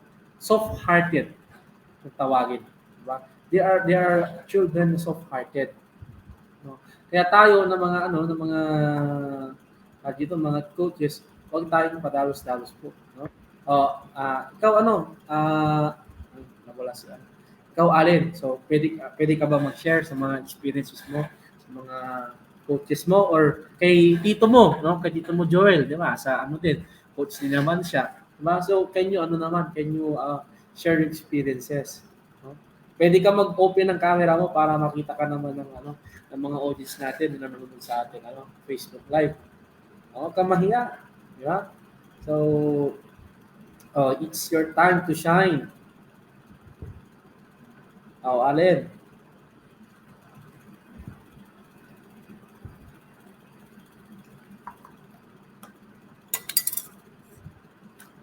Nakamute ka.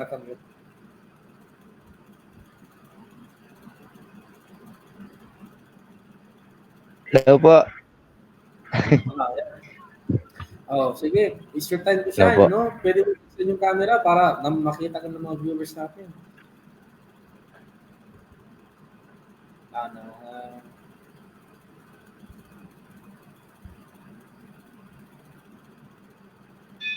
Ako, nandito po ako sa dorm. Okay lang yan, para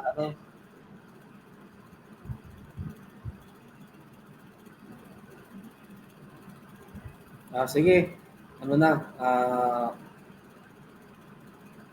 Kaya pwede ka mag-share ng experience. Mga naging previous coaches mo.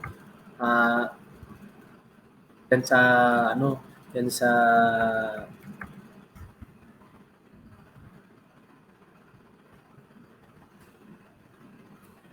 Hello, narinig mo ako, Allen? Hello po, sir. Pwede pong ulit po yung yung question. Kasi sir, nagputol-putol po kanina yung signal ko po.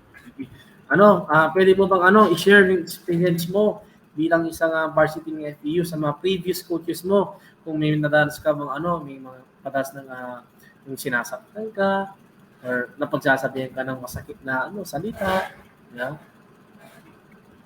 Okay po. Sa mga naging coaches ko po, hindi naman po dumating sa point na nagkakaroon po ng physical. Yun po yung nasaktan po ako nila in physical po. Siguro sa mga salita po. Pero yung mga salitang yun po, yun din yung naging daan kung paano mas tumatag siguro ako. Kaya po siguro din nasasabi nila yung mga bagay na yun kasi mas gusto nilang na pumasok sa isip ko na parang magpatuloy po sa na simulang paglalaro po. Kasi mga coaches po talaga minsan po talaga nabibiglayan sila na magsalita ng kung ano, lalo pag hindi nila nagugustuhan. Especially sa sa basketball na sports po. Parang isang pagkakamali lang ng player, minsan po talaga nadi-disappoint yung coach. Kaya minsan hindi nila napipigilan yung emotions nila na magsalita po ng hindi gaano maganda sa players nila. Pero nasa sa players din naman po yun kung tatanggapin nila or mawawalan sila ng gana po sa paglalaro. Pero sa all in all po, at the end of the game po, syempre nakakapag-usap pa rin naman po yung coach tsaka yung player. At minsan po nagpapasensya rin po yung coach sa player na napagsalitaan niya po ng hindi maganda or nagawan niya po ng hindi maganda po. Pero po sa mga coaches ko po, wala naman po akong naranasan na physical po. Pero yung mga pagsasalita po ng hindi ganun kaganda, naranasan ko po. Pero yun din po yung nagsilbing daan po para mas Yan po, para mas tumatag din po ako, tsaka para mas magpatuloy din po sa paglalaro po. Yun lang po. Okay, so thank you, Allen. So, there are times talaga na tayo mga coaches dahil sa emosyon nagagawa natin yun. Okay? Na pagsasabihin natin ng masakit na mga players natin, minsan nasasaktan natin sila ng hindi sila sadya. Pero there are times din naman na there are coaches na hindi nila kaya gawin. No? So, we are setting our expectation and our own perspective na hindi natin gagawin yung manakit ng isang bata. No? Because of, sabi nga na, if you're a good coach, huwag mong gagawin yan, ganyan bagay. Okay na mapagsabihan mo sila ng hindi ganun ka gagandahan salita. It's because of our emotions, no? Pero in the end, nakakapasensyahan pa rin tayo. Okay, so thank you, Allen, and let's move in our next slide. Ayan, no? So, effective communicator, no? So, number 5, effective communicator, no? The effective coach is a coach communicates well and exudes credibility, competence, respect, and authority, no? So, number 1 dyan, as a great coach, or you as a coach, you have the authority. You are the authority. No? Ikaw ang otoridad, no? May power, no? In the team. You have the power in the team. You have the authority in the team. Nire-respeto ka ng mga players mo. But if you want to gain or to earn that respect, you must respect your players. No?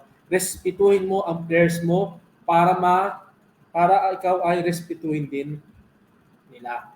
No? So you as a coach, you are the authority, no? So ikaw ay may karapatan, may power, no? Pag sabihin sila ng ganito na ito dapat ang gawin mo, no? So there are times na pwede mong bigyan ng authority ang iyong team captain o captain ball nasa ipagawa to sa kanila, di ba? So you are communicating, no? With your assistant coaches, with your players, with your manager, with your with other coaches, di ba? You are communicating, no? So you have the communicating skills, no? Ready pa may authority ka na gawin 'yan, no? So kung gusto mong respetuhin ka ng ibang tao, you need to respect them, di ba? Hindi porket si coach may nagawang mali o naipagawang mali, ano muna siya? Anong tawag ito?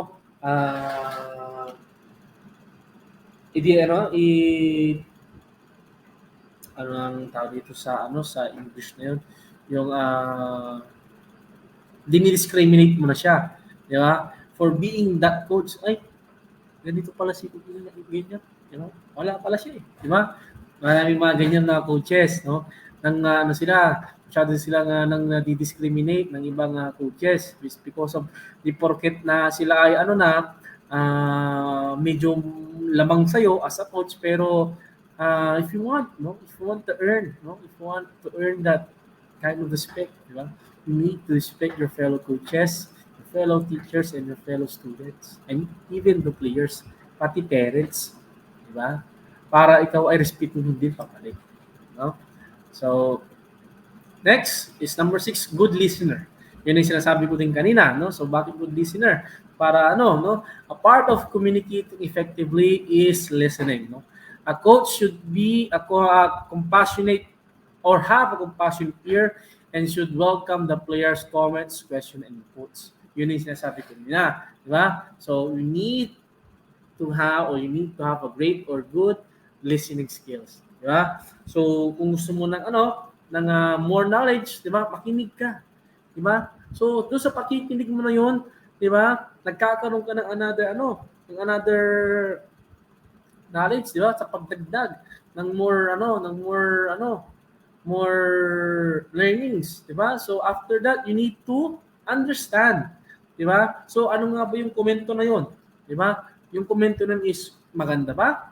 Or pwede ba to sa team natin? So after that, you need to analyze, di ba? You're inputting. You are applying pala, di ba? So last i-apply mo na yun, no? I-apply mo na yun sa iyong team, sa players mo, sa sarili mo, di ba? So, listen, analyze, and apply.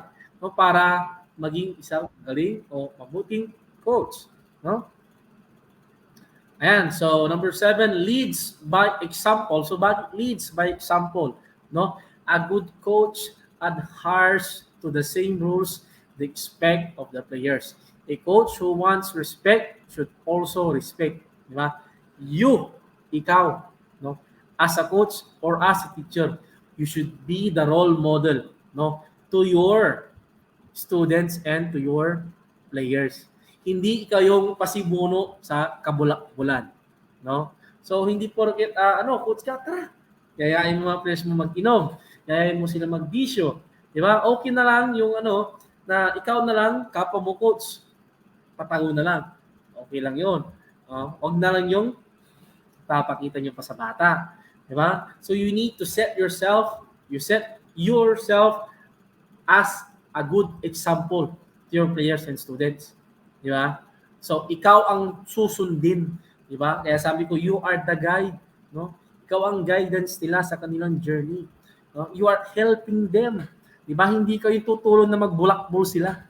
Di ba? Hindi kayo tutulong para magbisyo sila. Di ba? Hindi kayo mag-guide para mapunta sila sa maling landas. Di ba? Kaya nga sabi ko, it's not one direction, but many direction to a right path. Di ba? Many directions in a right path. No?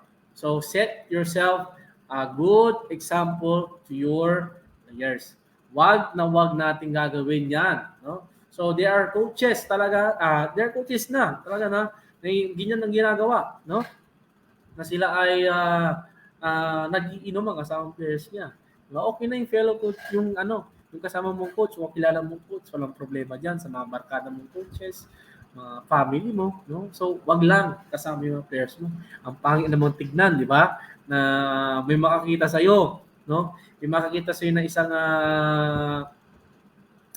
parent or kakilala mo na kasama ang players mo, nagiinuman kayo, di ba? So, ang pangit ng gano'n, no? Kaya gusto natin, we need to set ourselves as a role model in our students and in our players. Okay, so number 8, displays commitment. No? So the best coaches are in the profession because they love it. Kaya nga sabi ko, tanong ko na number 1, why do you coach? Bakit ka nag-coach? Bakit ka nagtuturo? Diba? It's because of, diba? You love, no? You love what you are doing. Mahal mo yung passion mo. Mahal mo yung profession mo. Diba? You are showing to them your commitment in coaching, in teaching, in guiding, and in helping them to the right path in their journey. Diba? So, mahal mo ang ginagawa mo. Kung gaano mo kamahal ang asawa mo, ang jowa mo, ganoon din mo dapat kamahal ang profesyon at passion mo sa pagtuturo o sa pag-coach. Diba? Kahit na anong galing mo na coach, kung wala kang commitment, wala kang isang salita, diba? How come they will call you a great or a good coach if you don't display commitment, di ba? Hindi mo mahal ang ginagawa mo. No? So, as coaches, yung mga aspiring coaches, di ba? Be committed, no? Kung inumpisahan mo, wag mong tatalikuran. It's because, sabi nga, di ba? A coach must be committed. Committed in teaching, learning, guiding, instructing, and helping those players and students, di ba? In their journey, no? In the right path, in directing them or in directing them in many ways in a right path. Di ba? Okay? So next slide tayo. So pang ilan na to? Check ko lang ha. So 1, 2, malapit na, last 3 slides. So makapag na dito tayo, makakapag pahinga na din. Ayan. A great coach is not easy to find and requires a unique set of talent and skills. No, mahirap, no? Mahirap maghanap ng magaling na coach, no? It requires, it requires a unique set of skills and talents. Di ba? So, hindi lang tayo naghahanap ng isang coach para sa anak natin, sa estudyante natin na turo ng turo, but we are finding, no, a coach that he or she has the set of skills and talents na maipapakita niya, maituturo niya, no? Maituturo niya sa mga players at sa mga bata. Gusto natin yung ganon. Hindi yung coach na, hey, tara, doon tayo sa shot tayo. Di ba? Ayaw natin ng ganong coach, di ba? So we want a coach that it can help, it can guide, and it can, no, teach our students, our children, our players, the required skills and talents na pwede nating ituro sa kanila. Okay? Kaya tayo dapat ay committed tayo sa pagtuturo o sa pag-coach. Ayan, number 9, no? So integrity, no? So number 9 is integrity. So bakit, no? Integrity is the foundation upon which sport is built. Sa lahat ng sports, sa buhay mo, no, kahit sa buhay mo, number 1 diyan, no? Ang pinakapundasyon ng isang tao o ng isang sport ay ang integridad. So bakit? Bakit? Because, no, pag ang integridad mo pag ang integridad mo is nawala, nasira, wala ka na. Dahil sinira mo ang sarili mo. Sinira mo ang pagkatao mo. Dahil sa pera. Diba? Nandaya ka sa laro. O kaya, nanloko ka ng ibang tao. No? Nandyan na, nakatatak na sa isip ng bawat tao. No? Na ikaw na coach, na ikaw na teacher, na ikaw na referee, na ikaw na player, wala kang integridad sa sarili mo at sa sport ng pinakamamahal mo. Di ba? There are coaches, referees, teachers, and players na ganyan. Wala silang integridad. O sige, porkit magaling ka, gusto mo, ibenta mo yung laro, mag-receive ka ng pera para ibenta mo yung laro, ipatalo mo yung isang team, di ba? Ganon. Nasaan ang integridad mo? Di ba?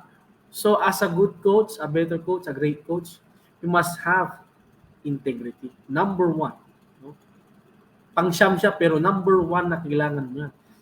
The foundation of your life o ng pagkatao mo bilang isang coach, isang player, isang teacher, isang referee, at ng sport na pinakamamahal mo.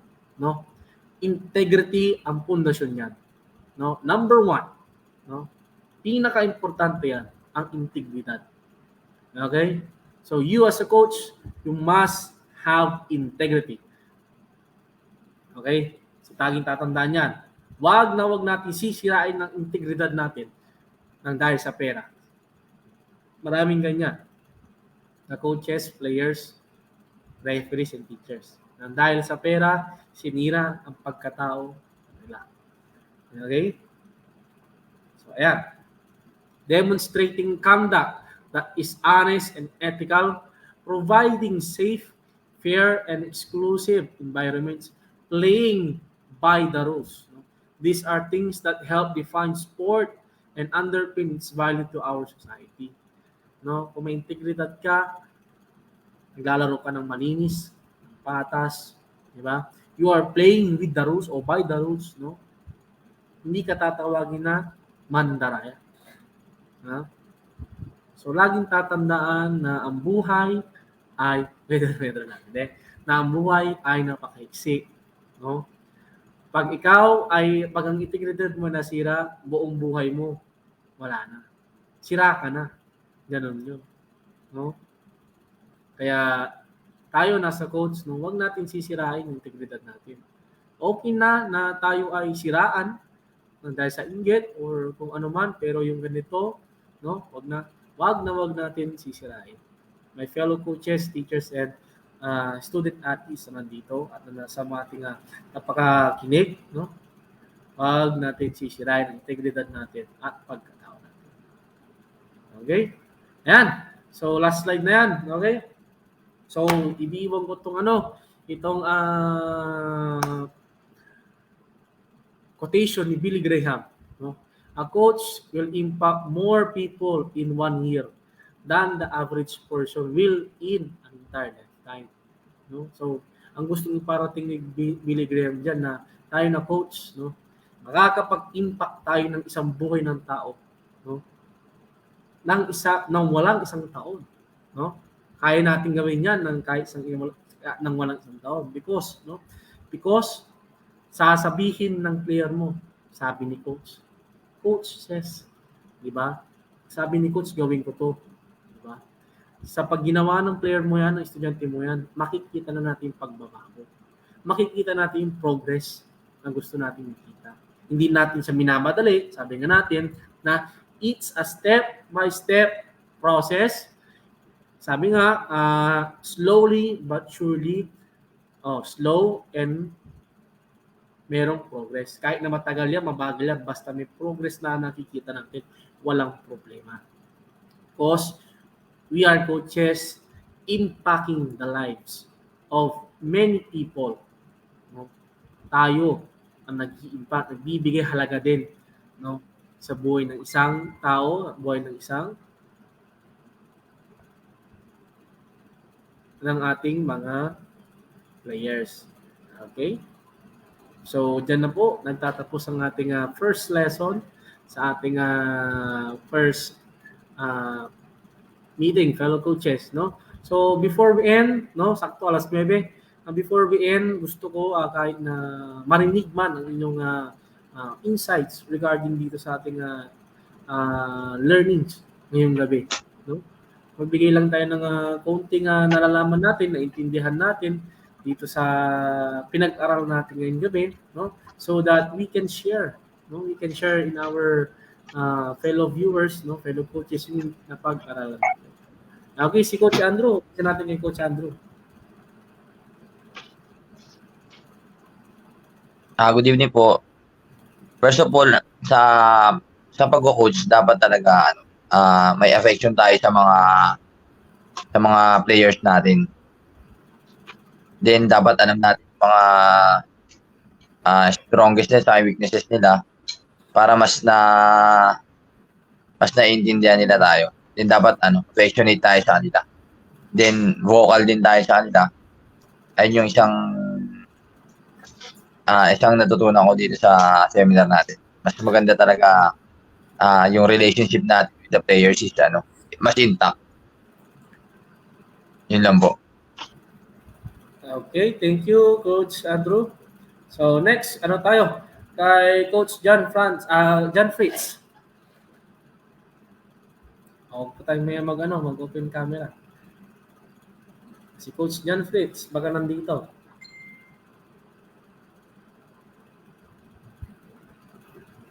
Hello po, Coach. Kababalik ko lang po. Okay, Coach. Pwede po kami pakiulit po yung tanong po. Yung tanong, Coach, gusto ko lang malaman or pwedeng magbigay ka ng iyong insights regarding dito sa ating tinalakay ngayong gabi, no, so that na yung understanding niyo, ano ba yung naintindihan ninyo o mga insights na pwede niyong ibigay sa atin dito sa sa pagtatapos natin sa ating lesson 1. Unang-una po, salamat po sa opportunity na ganito kasi meron pong mga additional na mga information na magagamit ko po sa pagko-coach. At saka po, importante po lahat nung tinalakay kanina, medyo naputo lang po kasi may inasikaso ako, pero alam ko po na magagamit po ng lahat, hindi lang po sa amin na nandito sa stream nyo, at saka pati na rin po dun sa mga nakapanood ng live. Kasi hindi naman po sapat na magaling lang yung player, hindi naman po player lang ang naglalaro. Hindi po yung player lang yung nagpapanalo ng team, kundi yung mindset din ng coach. Kasi unang-una po, isa po yung coach na nagbibigay ng opportunity kasi siya yung po nagbabalasa ng mga player kung sino ipapasok, sino ang tatanggalin, sino yung pagpapahingahin, kung ano ang i-adjust sa mga plays, paano po isosolve yung mga magandang run ng kalaban. Kasi pag wala po, pag hindi po magaling yung coach sa ganun, talagang kahit magaling yung mga player, talagang tatambakan at matatalo din po. Tsaka kailangan din po open yung coach sa mga suggestion kasi hindi po lahat ng oras alam ng coach, o kasi minsan para tayong kabayo na nakakalesa na 100 lang po yung nakikita natin. Minsan po yung mga player na nandun sa court, sila po yung nakaka-experience ng ibang technique at galawan na sila po yung nakakaintindi. Kaya kailangan din po natin yung intindihin at pakinggan kasi baka may mali din tayo sa sinasabi natin. At importante din po na yung attitude din po natin na makaband po natin yung players para alam din natin yung mga dinaramdam nila, yung iniisip nila. Kasi sa paglalaro, hindi naman po puro bola lang at kanang playing court yung nasa isip. Iba din na may kinakargang problema na hindi natin maiiwasan. At least makapag-input din po tayo para pagdating ng laro, yung laro po talaga yung iniisip nila at hindi sila magproblema ng ibang bagay. Kasi mahirap naman po na naglalaro tapos may ibang iniisip. Minsan po hindi na nabibigay yung 100%. Yun lang po. Okay, thank you, Coach John Fitz. Okay, so next naman si Allen, no? Si Allen nagbigay ng kanyang Hello po. Thank you. Hello po, magandang gabi po. Ako, sa akin naman po yung natutunan ko is kung gaano po ka-importante yung kilala mo po yung mga players mo at the same time, kilala mo rin yung sarili mo na kung saan meron kang capacity na mag-adjust kapag hindi mo alam yung gagawin. Pwede kang humingi ng tulong, kagaya nga ng sinabi ni coach po na wag kang tumingin sa isang lang, yung para kang kabayo na sa isang direction lang natin. Importante rin na lumabas ka sa outside world mo na hindi lahat alam mo. Tsaka po importante rin na yun nga po, alam mo yung weaknesses and strength ng bawat player mo, tsaka meron ka pong good in communication na kung saan magkaroon ka po ng relationship between your players po, na magkaroon po ng mas magandang outcomes yung mga sinasagawa niyo po para makapag-build ng isang magandang team at ng isang magandang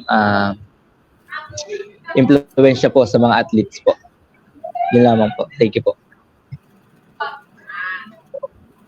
Thank you, Allen. So, thank you, no, fellow coaches and fellow students and teachers na tayo sa learning na to, no. So, in the next in the next lesson, no. So, tatalakay natin din ano nga ba yung roles, no? Roles ng pagiging isang coach. No? So, maraming salamat, no, sa lahat ng nanood sa ating Facebook Live, and to our 3 participants, no, sa mga hindi naka-join. Next session, sana maka-join tayo, no. So, dito natin nagtatapos sa ating first session. Kaya sa next session, it will be on either Friday or Sunday kasi i-check ko muna yung schedule ko, no. So kung ang Friday is medyo maluwag, Friday tayo, pero kung medyo busy, sa Sunday tayo. Okay? So dito sa ating learning sessions natin, sa mga magtatanong, diretso po to, no. So after ng another lesson, susunod ulit After nang susunod din yan sa matapos yung pinaka-series niya. No, so dito sa coach, ating ang ating topics, we have 7 topics kung hindi ako nagkakamali, no, na aking i-represent sa inyo. No, so after that, magtutuko na tayo dun sa dun sa isang special topic ni ko na natutunan ko sa isang coaching webinar, no, series na siya. So medyo mahaba yun for 7 months continue yung course na yun. For 7 months continue. I-share ko sa inyo lahat doon. Nasa na yun, igagawa ko siya ng PowerPoint para naman natin. Okay? So sa mga lahat ng gustong sumama in walang gusto mag-join, no, feel free, no. Hindi po pa to hindi po magko-close yung registration. Kung gusto niyo po sumama, walang problema diyan. No, open lang registration natin sa mga gustong sumama, sa mga coaches, teachers, especially sa mga students natin diyan, no, pwede kayo sumama so that mga BPED, no, mga future PE majors natin, na MAPE majors, no, pwede kayong sumama para madagdagan ang inyong knowledge sa coaching. No, dahil sa merong subject sa PE and sa MAPE na coaching and officiating ball games. Okay? So maraming salamat ulit sa ating mga viewers and sa ating participants, si Coach John Fritz, si Coach Andrew, at si Allen Machong. No? So, tayo, Coach? Mag-open tayo ng ating camera, tas mag-picture taking tayo. Magkaroon tayo ng documentation. Ayan. Kumakain na si Coach Andrew. Parehas tayo, Coach. Gutom na din ako. Sa totoo lang, dito pa ako sa office. Ngayon, may overtime pa. Kaya nagkahabol ako ng grades. Okay? Sige. So let's have our documentation. Alex, sa susunod, sana maka-join yung mga kaklase mo. Para naman na Opo, coach. Saka busy sila. So let's have our Ba. Okay. 3, 2, 1. Okay, isa pa. Wait lang, i-save ko lang saglit ang ating viewer. Okay. Ayan, so 3, 2, 1, smile. Okay. Ayan, so thank you again sa ating mga sumama at nag-join. So I'll see you on Friday or Sunday, no? At isi-send ko na itong natin, PowerPoint sa GC para naman may magamit kayo. So maraming salamat ulit. Thank you po. Fellow Thank you coaches. Salamat, Coach. Thank you, Coach. Thank you. I'll see you on Sunday, Friday or Sunday. Thank you, everyone. Thank you, sir. Ingat po. Thank you po. Bye po. God bless.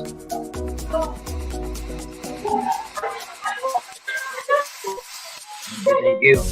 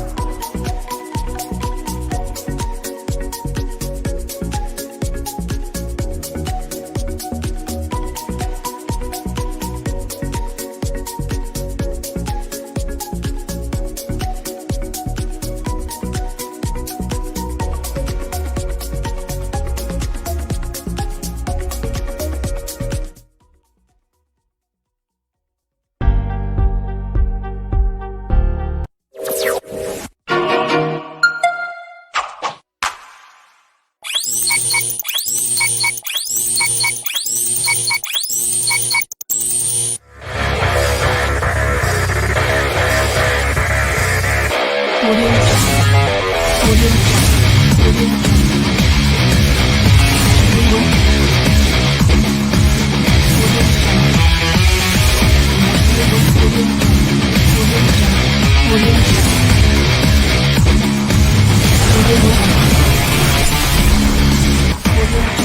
Jungle.